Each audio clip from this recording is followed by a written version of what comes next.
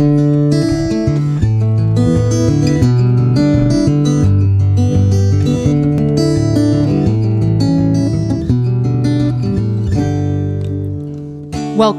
to the 85th episode of the Real Life Diabetes Podcast with Novo Nordisk representatives Dr. Todd Hobbs and Ken Inchausti.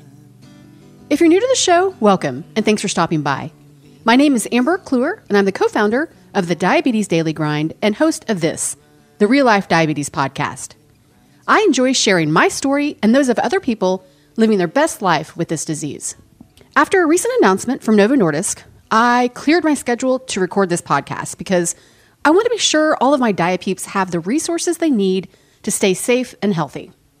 Dr. Hobbs, Chief Medical Officer for North America, and Ken, Senior Director of Corporate Communications, were kind enough to join the show. Before we get started, I have a few quick announcements. Number one, I chose to not feature a sponsor for this episode for various reasons and want to thank all past advertisers. If you're interested in getting involved, please contact the DDG's newest team member, Cynthia Selt, Director of Partnerships and Development. She is a past podcast guest, fellow T1D, and is helping me keep my act together so I can put out more content. She's got a pretty big job there. She can be reached anytime at cynthia@diabetesdailygrind.com, so hit her up. Let's fill her inbox.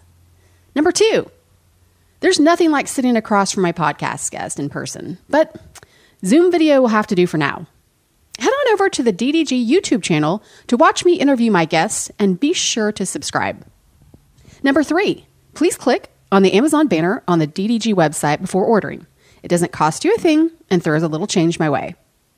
Number four, I am putting out a Facebook and Instagram live feed each week sharing upcoming guests and exciting announcements. Your feedback is always welcome, so be sure to chime in if you have a question, thought, or idea. And finally, don't forget to love, like, share, and comment on all of the DDG social media platforms, sign up for the newsletter, leave an iTunes review, and subscribe again to the DDG YouTube channel. All right, enough rambling, guys. Let's get started.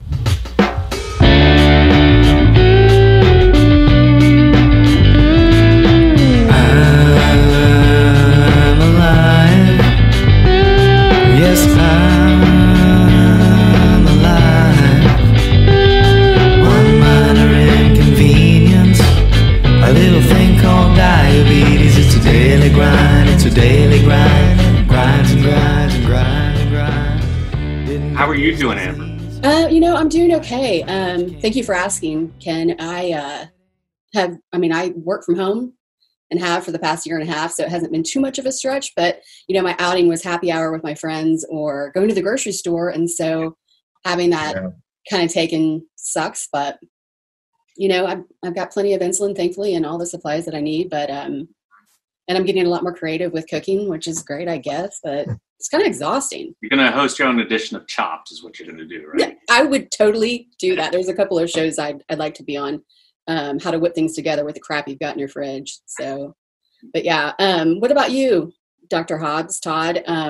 You have type 1, and I want to start with, the listeners, I want to say the reason why we whipped together this episode so quickly is because Novo Nordisk just announced a 90-day free supply of insulin. Yeah. And I am thankful enough to have a relationship with Team Novo Nordisk is what I call them. And so I reached out and wanted to hear exactly what that looks like, and we'll get into that here in a second, but I start each episode usually with who has diabetes, and Todd has type 1, and I'd like for you to, if you could share a little bit about your diagnosis story and your family. Yeah, so it's been 31 years, in fact, since I was diagnosed, but I was a little older than most. I was in college. I was a sophomore. I had the classic, viral GI bug, and that probably triggered. Now we know a lot more about how that's triggering our immune system, and was trying to study for finals and falling asleep and didn't really think about it much. So, when you're in college, what do you do when you're tired is you drink Mountain Dew or, Dr. Pepper or something like that to stay awake to study. And that was obviously making it worse. And I make the joke that I had a 8 a.m. botany class, and I just thought it was really darn boring. And I was falling asleep, and I'd never fallen asleep in class before. and I'm falling asleep in this botany class. And thankfully, I know now that it's not just that it was boring, but it was, I was having, my sugars were high and I had diabetes. And so I went home. I was very lucky, actually. So I went home for Christmas break in college. And part of that was I was going to go do a couple weeks of a job in a warehouse, and they do just a urine drug screen. And as part of the urine drug screen, they also just do a urinalysis. Just, I guess they, threw it in with the urine drug screen. And I remember it was my family doctor, and his nurse said, they at the little clinic where they were doing it, they said, "Do you have diabetes?" And I said, "No, I don't have diabetes." And I said, "Well, you need to go see your doctor right away because you have 4+ glucose." So I was lucky. I think I caught it obviously before I went into DKA or something like that. The interesting part for me, and I don't want to spend too much time on this, but I was in Eastern Kentucky where I grew up, and family doctor we knew very well from church, and knew their family and everything. He initially, even though he tested for antibodies, he still put me on an oral sulfonylurea, so not on insulin. Which, is that because of your age? I don't, I just think he was overthinking it. I mean, I'd lost weight. My sugar wasn't dramatically high because we caught it a little early. So it was, in the 200 or 300s. It wasn't, 700 or high, So I did that and learned everything about diabetes. Obviously, I was even in the hospital for education, which we'd never do now because it's a different world. But I sat there in my bed, feeling okay. And they came in to talk to me about diabetes and my diet and things. And then I went back to college and started reading and learning and thinking this doesn't make a lot of sense. So I have some family members who are physicians, and I chatted with them, and they said you probably need insulin. So probably one of the few times ever that I called up in Lexington, Kentucky, an endocrinology office, and they said, why do you need to come in? And I said, I think I need to go on insulin. So that probably doesn't happen very often. And then obviously that shaped my interest in diabetes in my medical career and practice. And I had all diabetes focused clinic in Louisville, Kentucky. And then my son, who was 5 at the time, was also diagnosed. We caught it very early. I did screening for my older boys for a while and didn't see anything abnormal. And then he, right after Halloween, he had wet the bed because he was 5. And that was, so we tested his finger stick, and he was, it's like 370 or something. So we got him on insulin right away. So, and that's, now I think he's through the rough part. Many of your listeners out there either have been teenagers or have teenagers or no teenagers, but that 12 to 14-year-old time period was just really, he's a very nice guy, but just to get him to remember to take his bolus and to do the things he needs to was challenging. But he's doing a really good job of self-management now. So I can't imagine my parent having diabetes as well, type 1. My dad has type 2, but because you don't want to hear from your parents anyway. And then if you're like, I'm sure the rebellious stage of, Dad, you don't know, I don't want you to tell me what to do. So is he defiant at all? Or no, not at all. And okay. I think the neat thing is when I first told him when he was 5, I said, Carter, come here, let me stick your finger. And he's never complained about the finger stick. So he's very even keeled that way. I think just because he saw me do it all the time, and it wasn't foreign and unusual. It's not defiant. I kind of wish he would be a little more defiant on some things. He's just, oh darn, I forgot my bolus, or whatever. And obviously now I'm in that stage of many parents where I'm trying not to hover too much, but I can look at his share and, and I'm starting to let him kind of correct some things before I text him and see if he's doing all right, or, and I'm just thinking that, he's still got 2 years or so before college. So trying to get some practice in there before we can, start thinking about him going to college. Yeah. And he's the youngest of all you have 5 boys, right? I have 6 boys. So we can do a whole podcast on that by itself. It's very interesting. Sell it to prime time, probably. I have twins who are almost 9. So I have 6 boys altogether. That's crazy. So what type of devices do you use? Are you on a pump? So I've been on a pump since 1998. I was on a very early, the Medtronic pumps, and went, been on pumps since that time. I'm on a Tandem. So, I was one of the United Healthcare insurance. I was on Animas pump and enjoyed the Animas pump, and paired with the Dexcom I've been on a Dexcom for quite a while as well. So now I'm on the Tandem pump with the Dexcom sensor. So I really, to go from the finger sticks, going to Dexcom is such a nice, and especially not having to calibrate. When I switched over, I remember thinking I felt uneasy that for a little while I did some finger sticks just to make sure, is this real that I don't have to do these finger sticks? So, and I know there many of your listeners may not have the Dexcom or still be doing a lot of finger sticks, and I feel for you. So, I know I don't want to trivialize that, but it was a pretty neat feeling and advantage to have that. So yeah, and I have to remind myself how far we've come. I mean, that I think as someone who's had diabetes 31 years, I mean, we always want more, and that's great. We need to push the science and Novo, and we try to push for better things. But at the same time, I think it's good to sort of reflect and, think about where we've come from. And, when I was in medical school, I was taking 2 shots a day of a mixed insulin. And NPH and regular? Well, I did the 70-30, the mix, so, and every day at 11 a.m. and then, sometime in the evening, I would, predictably I would drop. So I'd have to be ready to go with the sweets and check my sugar when I felt like I was dropping, and that. And just to think back, it's kind of scary, how far we've come. Oh, it's crazy. And I think that in addition to insulin therapy evolving, the race for technology is incredible. Yeah. And for someone, which I rarely get to say that I've had diabetes longer than someone for 37 years now, like, I never tapped into technology until a couple of years ago, and Dexcom, I became a Dexcom warrior, and it was crazy how just that one device has changed my diabetes management and overall quality of life. It's insane. And I hope to see affordable, everybody should have access to I think the change I've seen in the past 2 years in particular is the willingness and readiness of the different companies to communicate with each other's devices. And so this interconnectivity is really going to accelerate things quite a bit. So, it's exciting. It's weird and exciting times for the diabetes community right now. And Ken, you do not have diabetes. I don't, but I have. Thankfully. So my family, however, I'm half Latino, and so my family is actually fairly high risk.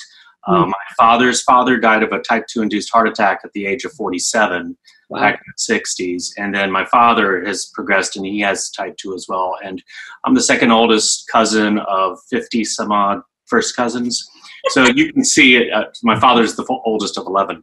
And so you can see across the board, there are pockets of my family, extended family, who have diabetes. And so, I'm my sister and I have one sibling. We are very aware of our diabetes history within our family. And so we're also trying to stay up to speed and watching our health. And also she's got a young one.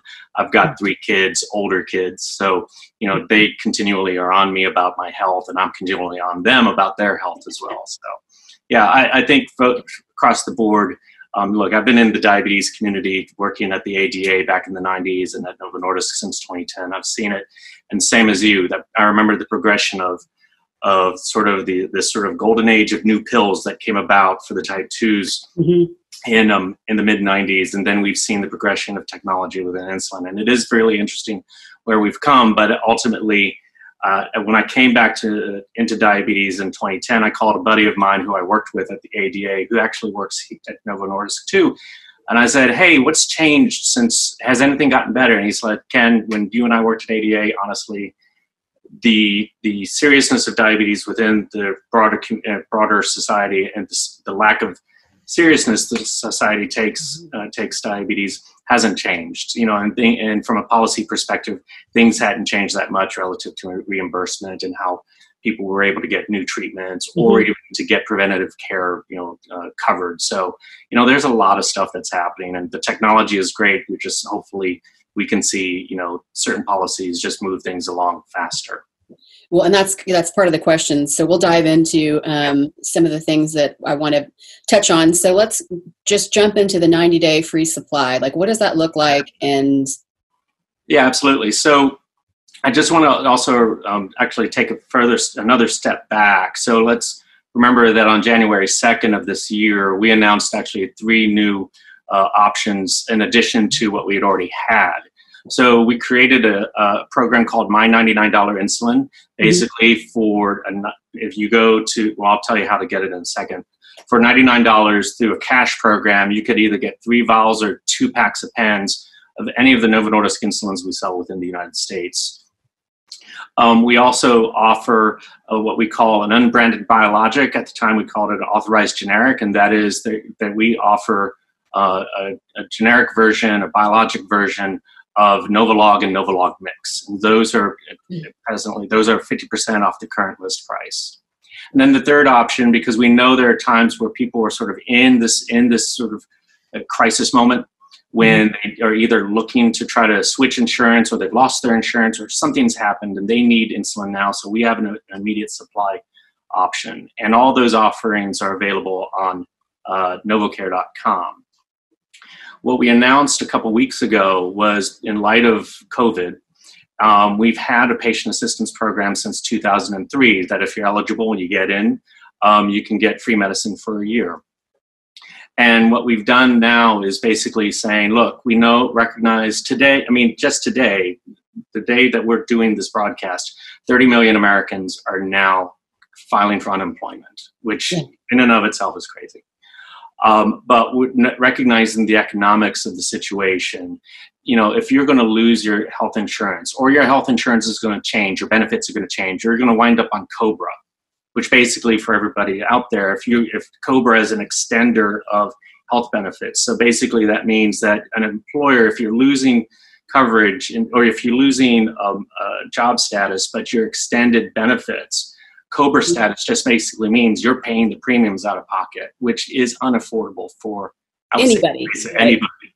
So if you're going to run into that economic situation, come to novocare.com, apply into the patient assistance program, and then we'll offer through, once we look through your information, we'll provide 90 days free insulin.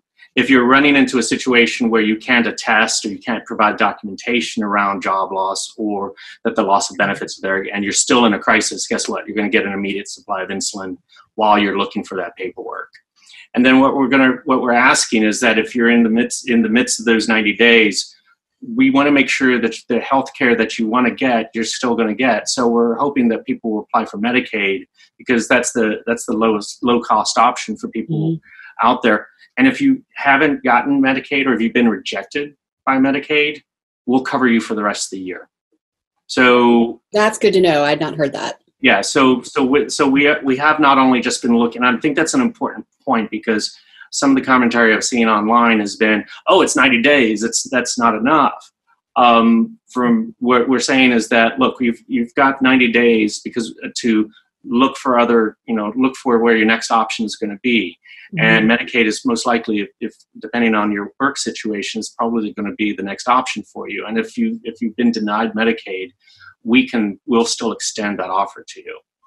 So that's what we've done for launch, and we announced that on April 14th.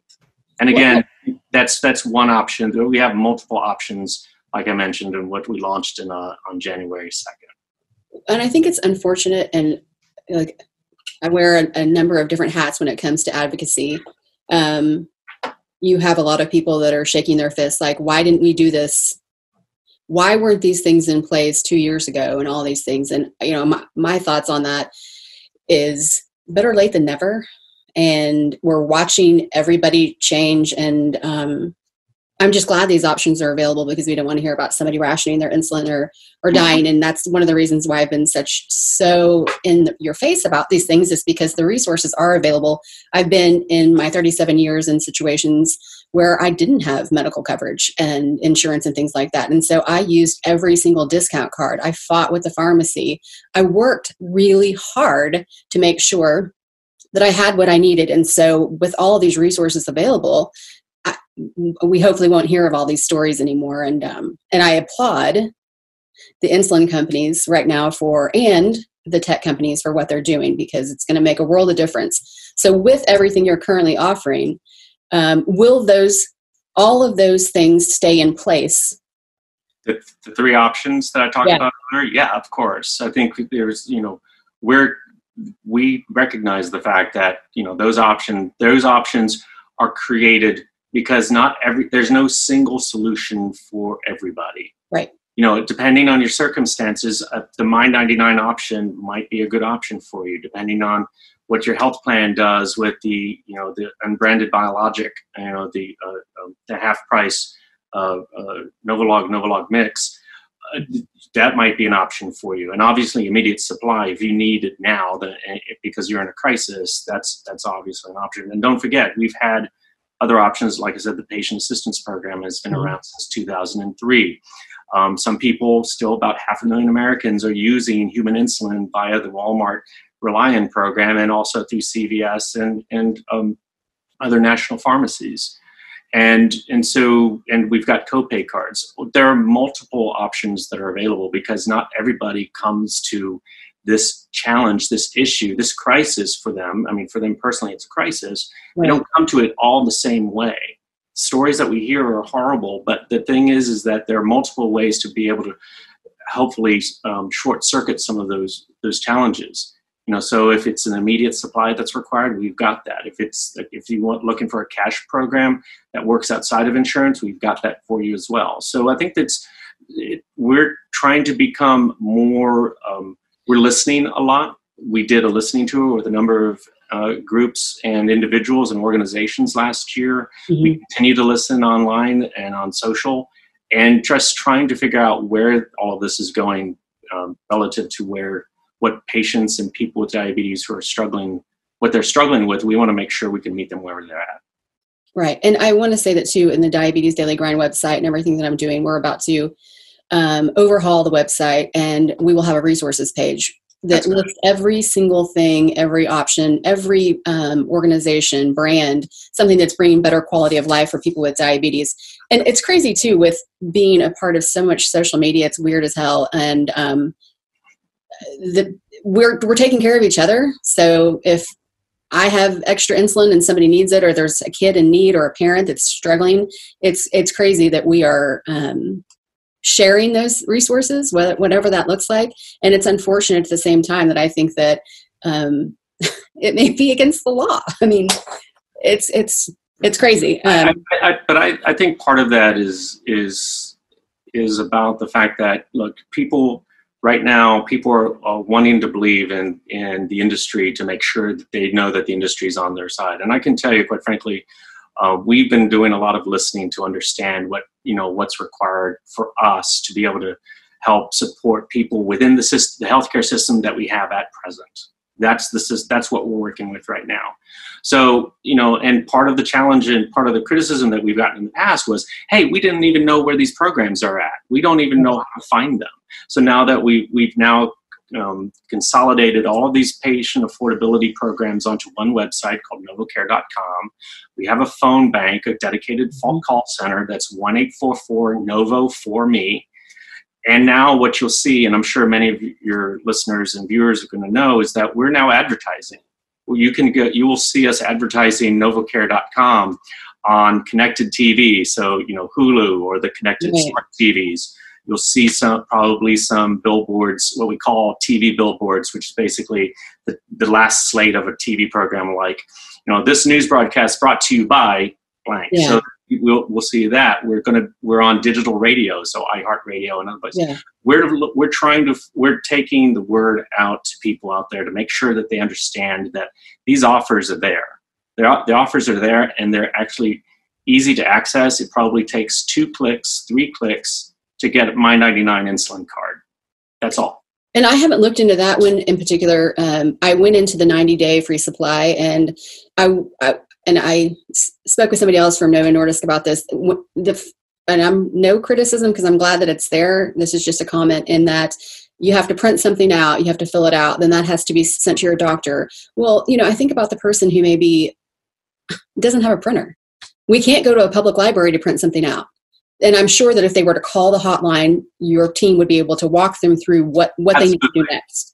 Absolutely. So you got to have, that's why we have multiple options. So it's not just the only option is to call a call center, but you're right. I mean, that in some ways, we're also bound by the strictures of what's required to be able to maintain some of those programs. Right. So, again, for any of these programs that I mentioned, there's also one very strong common denominator. They all require a prescription. So that means a doctor has to be involved. And so, so the healthcare system in and of itself still relies on a paper documentation. That there's no real easy way to connect a process like this within an EMR that then goes to allows someone to do an electronic signature and to send it back. So there are a number of challenges that we have relative to that. But let me ask you, if somebody's in serious need, and I don't know the legalities of this, and if you can't speak to it, no worries. If somebody, let's just say, doesn't have an endocrinologist or a regular GP, and they go to the ER, can an ER physician write a prescription for insulin? Sure. Sure. Yeah. Any physician could write insulin. Absolutely. And they do that quite often, and or they give them a vial from their stock. There happens sometimes, but which is usually like an NPH or regular. It's not going to be. They have Novolog. A lot of the hospitals would have Novolog, probably not long acting. Yeah. Okay. But no, many hospitals carry it. It's just their own internal policies as to would they release it or not. But absolutely, an ER physician. I mean, you're going to have to deal with are you going to get charged an ER visit and all that stuff? But any physician that has an active license could prescribe. Yeah, it doesn't have to be their, endocrinologist or their PCP. Yeah. Well, and there's also Kevin's Law, which I know is you can have it. I think it's a 30-day if your prescription is expired and you're in need, that the pharmacies, I'm not going to say have to, but can fill if you already have that prescription on file. So hopefully nobody has to need any of that, but just to make sure that it's out there. Ultimately, our message is we want to help. Yeah. And if you need help, come to novocare.com or call us at 1-844-NOVO4ME.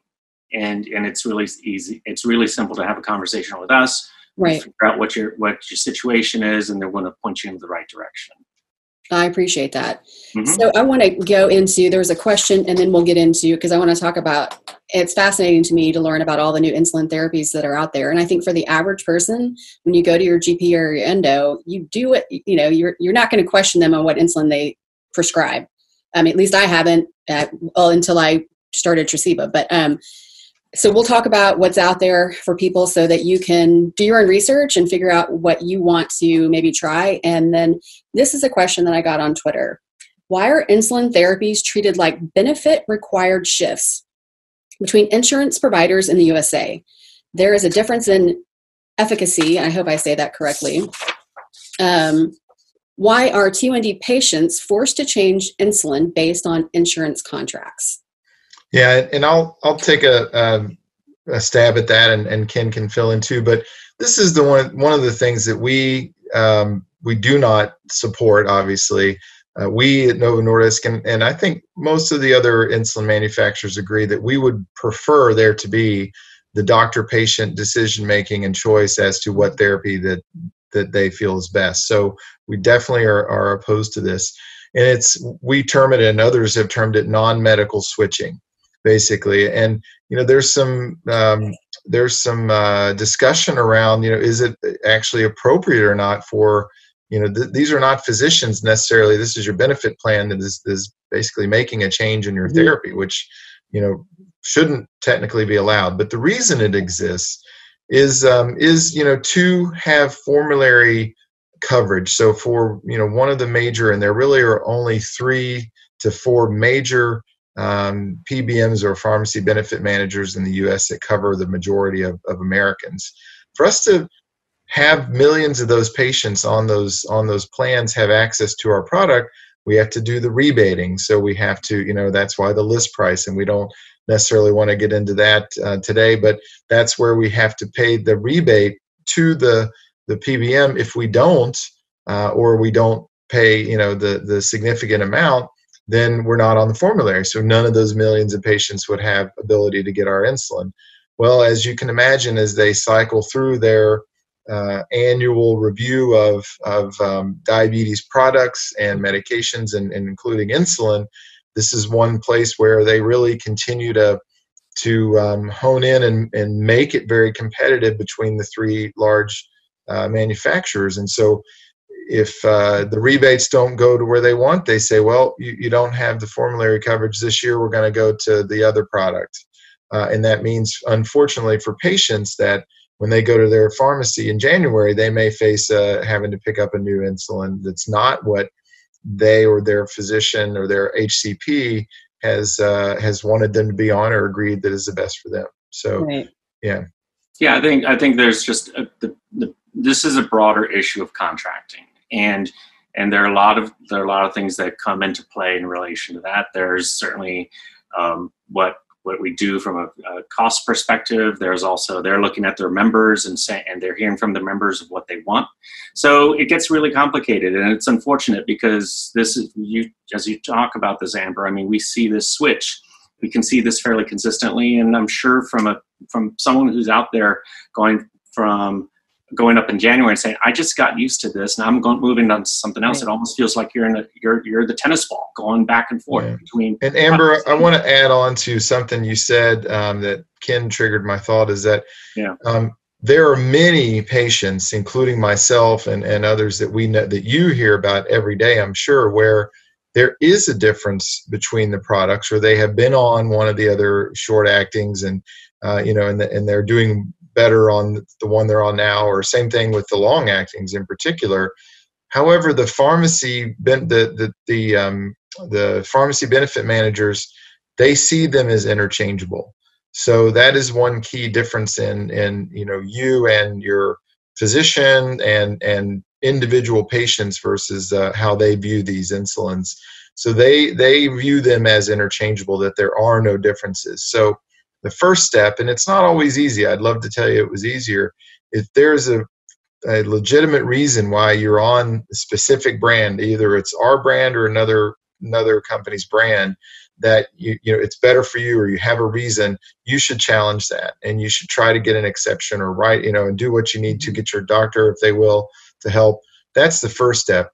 I know it's not always successful, so that's unfortunate, but that would be the initial first step, because there may be a reason that you can easily, or at least show to the payer to say, no, I have been on this other product, or there's a reason why this one's better, because they do view them as interchangeable. And as a clinician, in my past treating patients, I know that they're not always interchangeable. So, yeah, and that just as an advocate makes me think, where my fight, where I need to go from here, to change those things, because we shouldn't have to switch insulins if we don't want to, especially when this is the best therapy for us. And so I want to go into a little bit about new insulin therapies. And as I mentioned earlier, and I'm going to say this out loud, nobody's paying me to say these things, I'm just talking from real life diabetes here, is that I switched to Recibo and had a horrible experience in the beginning, but I wasn't given proper instruction from my endo at the time, who was no longer my endo.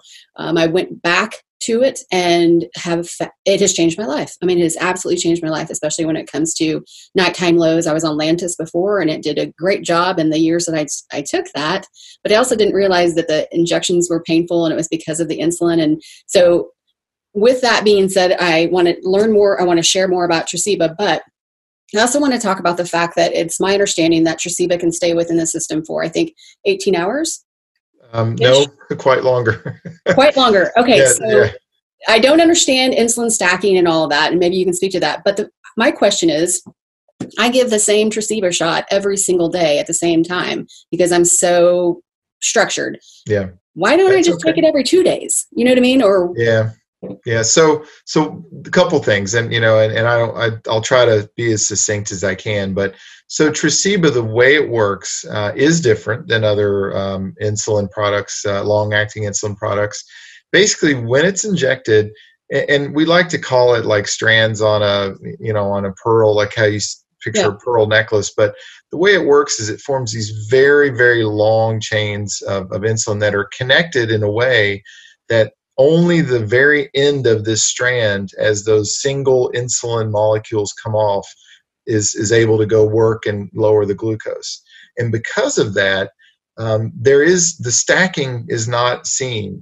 Stacking is really the phenomenon you see with short acting, where you take a bolus and your sugar's not coming down like you want it to, and you take another one, within a shorter range, then you can see that stacking. But because of the way this works, you really see that it can only work in a very slow and sort of methodical fashion once it's in your body, especially once you've taken more than 2 or 3 doses, 2 or 3 days worth. Right. Because then you get into what we call steady state.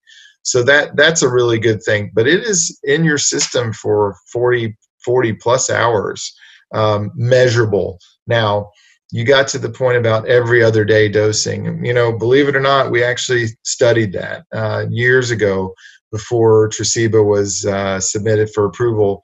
And while it may be okay in some type 2 patients, we know type 1 patients, it just doesn't hang around long enough to that second day to keep your glucose under control. So the beauty of it is it does have the ability, and it's in the label, that if you decide tonight that you don't want to take it at the regular time and you forget, let's say for whatever reason, and you wake up in the morning and take it within that window, you shouldn't notice any difference whatsoever. So, we want to encourage patients to try to remember to always take it at the same time, because it's just so you don't forget. But if you do miss by a couple hours or even half a day, it's okay. And that's the beauty of this long-acting mechanism. I have to share one little weird tip. So I get up at 6:32 every morning to give my Recibo shot. It's like clockwork. I get up, I shoot up, and then I go back to bed. I like to sleep. Okay.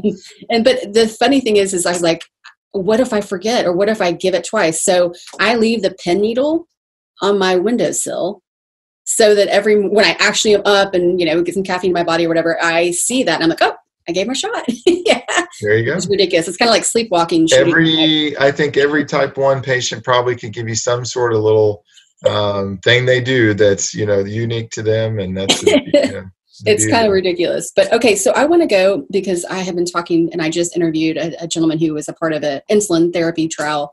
It was very intense. I've been a part of one myself. How do you guys participate or fund? And I'm saying this is, do our insulin dollars, what we pay for, does that go into new trials? Yeah, so certainly our revenue and that's how we fund our research, our R&D budget, and we actually are ramping up, and I'm not sure that this has been formally announced yet, but it will soon, and we're going to only increase that amount, that percentage of our revenue that we invest in R&D. So we are continuing to invest in, type 2 is obviously the majority of the patients out there, but there still is significant investment in type 1. We have, long-acting weekly insulin products. We've got glucose-sensitive insulin products way further on in the pipeline back.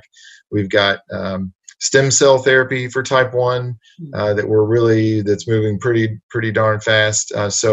But we do fund our R&D through our revenue. So absolutely, and not necessarily. In your email to us, you mentioned the foundation, and they don't directly fund our diabetes research. It comes from the Novo Nordisk revenue. Yeah. And for those of you who don't know what R&D is, that's research and development. Yeah, sorry. Okay, yeah. No worries. Took me a while to learn all these terms. What else do we have?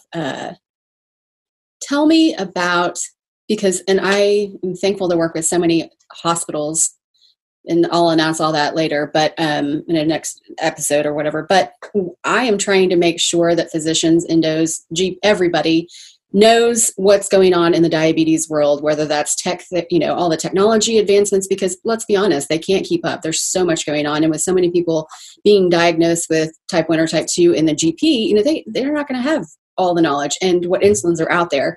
So can you share a little bit about what insulin therapies Novo currently offers, and maybe what your trials and what's going on right now? Yeah, so that's a lot in one You got 3 minutes. But Go. no, I mean, so from short-acting perspective, we obviously have Novolog, which has been around for quite some time, since the 1990s, and we have Fiasp, which has been around now for 2 years, which is does offer more control for the postprandial, the post-meal glucose. So those are our two short-acting non-human insulins, and we still make, as Ken alluded to, regular human insulin that's available, through Walmart and CVS and other places, that has the short or the longer profile than the Novolog and Fiasp. And then from the long-acting perspective, we have Levemir, which has been around now for, 10 years or more, 12 years, I think. You didn't tell me you needed these numbers. I would have looked up exactly the dates. And then, as you mentioned, Recibo, which is our once daily basal insulin, in addition to the MPH human insulin that would go along with our regular human insulin. So we have, just for completeness, we have the mixture, so we have the human 70-30 mixture of the MPH and we have the analog, 70-30 that has Novolog in there as the rapid, as a mixture. So, and then lastly we have Zoltify, which is not all insulin. It's Tresiba along with Victoza, or liraglutide. So Zoltify is for type 2 patients. So it's a once daily injection that has both of those products in there. And I don't know that you can, and I don't know that you can speak to this, and it's okay if you can't. The number of people with type 2 obviously exceeds those of us with type 1, but we're seeing now more insulin therapy being prescribed for type 2. And I'm sure that will continue because it's, in my mind, better quality of life. And I'm sorry that people have to start giving injections, but do you know how the percentage of how quickly that's increasing for? Yeah, so it's an interesting question, Amber. And what I'll say is that I can't give you exact numbers, and it depends on the type of insulin. So, yes, we are seeing more type 2 patients need insulin, but some of that is due to the fact that type 2 is growing so rapidly. So obviously more patients in general that have type 2, and they're not necessarily going to bolus insulin as fast as they were in the past. So some of the newer type 2 therapies like Ozempic that we manufacture, and Rybelsus, the GLP-1 agents, SGLT2 therapies, those therapies are doing a pretty good job with controlling the meal glucose rise. And so what we're seeing is that many type 2 patients are not progressing to need meal insulin as fast as they used to. With that said, yes, many of them are, we get numbers between 30 and 40% of type 2 patients are on some sort of insulin, if not a little higher.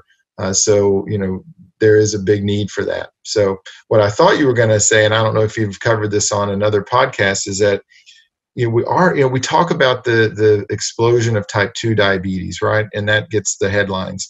Type 1 diabetes is also increasing at the same, nearly identical rate. So we are seeing, even though it is not the majority clearly in number of total patients, we're seeing same rises in the incidence, if you will, of type 1 diabetes, in particular among African American children. So there is a thing in the Philly paper just a couple weeks ago that was really riveting about it's really affecting some minorities more than others. So there's some challenging rises that are going on in type 1 diabetes, even outside of what we see in type 2. And I think that even we need to speak then to how do you prepare for something like that? How do you prepare for this still growing prevalence of diabetes on both for type 1s and type 2s?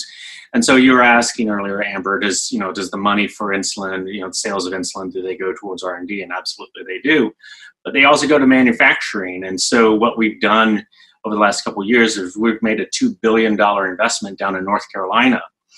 So right now we manufacture, we finish diabetes insulin pens and other medicines in North Carolina. Well, across the street from that manufacturing plant is going to be a new manufacturing plant that will only produce active pharmaceutical ingredient. That's the sort of the the foundation of the medicine that we sell. And so that's going to be coming online next year. Again, it's a $2 billion investment, and at that plant we're going to be basically making semaglutide, GLP-1, but that it could also potentially be converted over for insulin if we need to. And so we're looking at ways of not only making sure that we've got the right pipeline available to meet the needs of people within the U.S., but also that we can get to manufacturing scale, because we just know that unfortunately this thing we call diabetes is not going to go away, and it's getting worse. But I think it's Amber, just to fill you in a little more. It's quite interesting. So.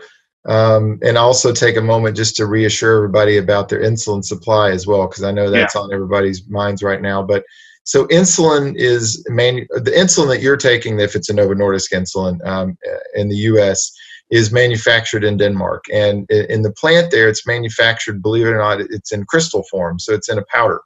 And then shipped across to Clayton, where then it's what we call a filling plant at this time, where it's basically then constituted, into the vial or into the pen, whatever it needs, and so they manufacture the pens and all those things down there in Clayton.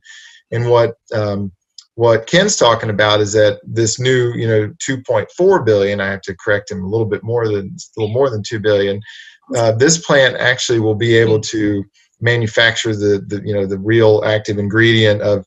Currently, it's planned, Rybelsus, our oral GLP-1, but also could be insulin there as well. So, and then from the supply chain perspective, early in this, when we realized that, this COVID-19 was going to be a lot more than we thought, we did everything we could to make sure that our supply chain was in strong condition, and shipped over everything we had from Denmark, and in case that the airlines would stop, or then we had 2 to 3 months supply easily right off the bat. But even since then, they've made changes in the lines and to increase production, and we are very confident that we will not see any sort of disruption in the supply chain. The only little hiccup sometimes occurs when we have a few warehouses around the U.S. that that are really full of insulin right now that get to our forward facilities, and then as the individual pharmacies or the regional pharmacies request their whatever they need for their stock, there might be a day or two delay, just because we've seen a lot of patients that have taken advantage of some of the 90-day supply and some of the early refill relaxation of those regulations. So we were able to, make sure we had the insulin, but at their local chain pharmacy, it might have taken a day or two to get that in stock. But rest assured, there's no supply chain issue with your insulin. When you said that things are shipped from Denmark, the first thing I thought of was A, that's got to be crazy expensive. B, what does insurance look like when you're shipping insulin crystals? Well, so, we've done some miraculous, or not we, but there's a team of individuals who that's their, big responsibilities to make sure. And so just from a practicality, we've always flown on SAS, the flights over with the insulin, and they shut down and weren't coming to the U.S. So we had to go other routes, and it was more expensive, but what are you going to do? We have to get it here for patients. So and things, and as things start returning from a travel perspective, it'll hopefully return to normal from that response. But we've got plenty of insulin stocked, and your patients should not worry about us not having it there. And I want to end with, I would love to travel, and I can't wait to the day that I can get my Subaru and drive as far as I possibly can, with gas being $1.35. But the last thing I want to say is, people, I would say the general public doesn't necessarily understand how long it takes from going from a trial into being available to purchase to the public. Again, I've been a part of an insulin trial that was horrible, but it's worked so well for other people. So can you talk about the time frame there and how long it takes to get through the FDA, and in hopes that maybe we will be able to expedite those processes moving forward as we need insulin therapies? Yeah, and I'll try to again be as concise as I can. So, from early research to the drug cabinet when it's approved, it could take up to 14 or 15 years. I mean, and we're doing things to minimize that time and, do some early research quicker. But let's say once you get into a trial, maybe like you were in, that was what we call a phase 3 trial. Those are the ones that are required by FDA for approval. It looks at how well the insulin works. It looks at safety. They're very obviously very concerned about safety, dosing, all of those things. They have certain in diabetes and other diseases and drugs are different, but in diabetes for insulin, they have certain requirements of length of time that we have to observe patients on the product, minimum 6 months, and then there's a few that go a year. So by the time you conduct that trial, get it up and running and get the patients involved and enrolled and have the trial and wind it down, it usually takes easily 2 to 3 years to do that, the phase 3 part. Right. And then you get all the data together and you get it in the right format for the FDA, which is not easy because they want to have the ability to go in and look at specific records. If they have a question about your labs or whatever, that takes usually 4 to 6 months. And we've really started to figure out how to shorten that ourselves and do it faster. Then once we send it to the FDA, it is 1 year. So 10 months that they review, and then the other 2 months are kind of just making sure all the documents are in order. So, from the time you're in a trial to when you might see that product approved could be 2 to 3 years later. So it's a long process. There's a lot of meetings involved in there with the FDA and discussions and that go about. I've oversimplified it, but that's it in a nutshell.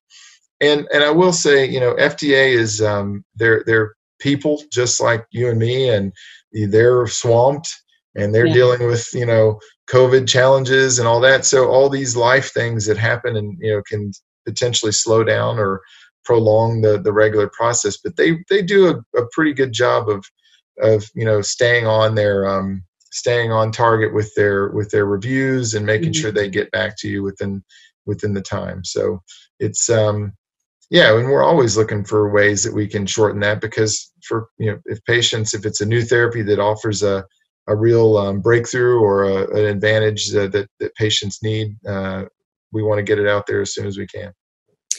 Okay, and if you can't say anything to this, I will understand and respect that. And I'll end with this for real. Do you think that there's, in your lifetime, Todd, there'll be a cure?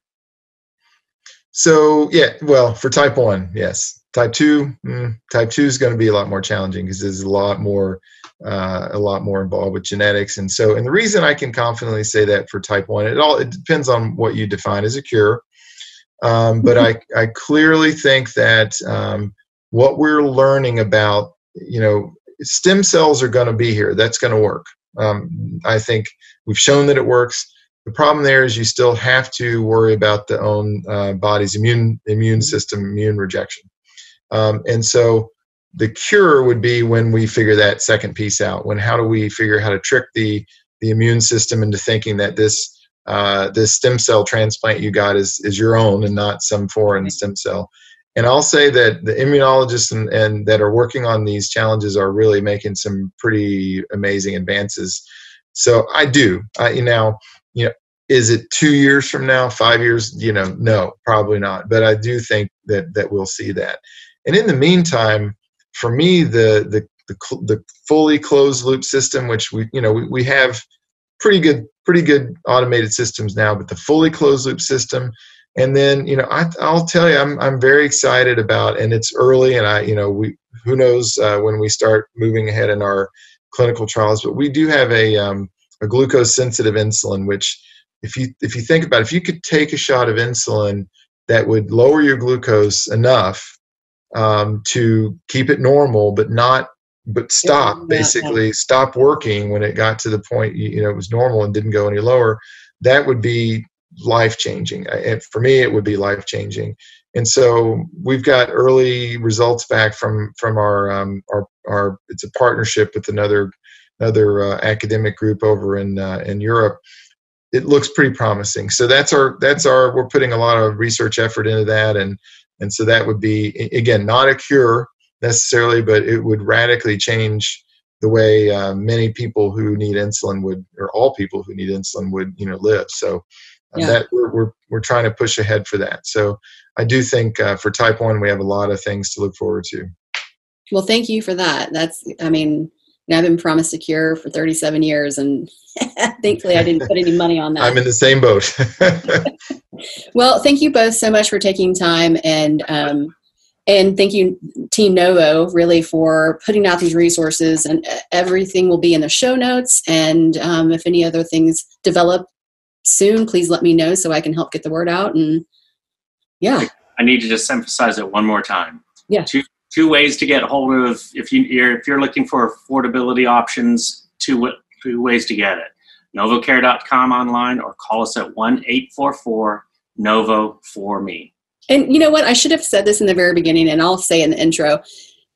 Tell me your titles so everybody knows exactly. Like you could have been off the street and nobody would know who you are. So, Todd, you first.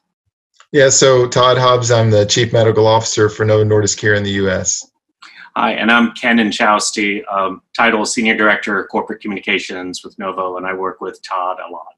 So you guys have some serious street cred, and you're the go-to people to answer these questions. So I didn't pull these people randomly out of the streets. So, well, thank you, gentlemen, so much, and I'm sure I will stalk you again soon. Thanks, Thank you. All right, have a good day. Take care.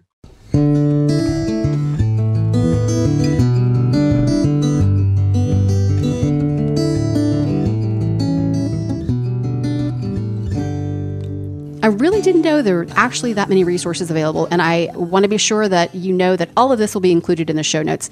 And thank you, Dr. Hobbs and Ken, for taking time to provide these resources. Before I wrap up, I have a few last-minute things I'd like to share.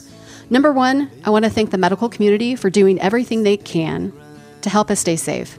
Grocery delivery services for allowing us to stay home. Local restaurants for delivering good food to my door.